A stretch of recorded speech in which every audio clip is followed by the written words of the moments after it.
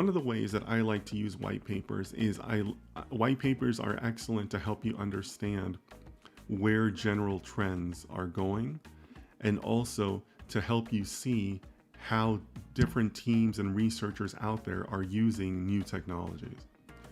So like for example, when LSTM neural networks, were first put out there, people knew they were powerful, they just didn't know exactly how to implement them or what to use them for.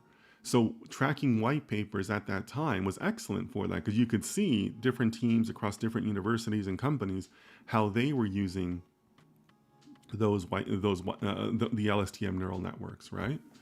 So I like seeing that so like right now you could be on there just kind of seeing how people are using the new generative AI approaches, right? Like the new underlying math and underlying neural networks, how people are using those, and it kind of gives you an idea of where that technology will find its appropriate use, in what industry, in what media, in what workflow it's gonna kind of eventually land. You know what I mean?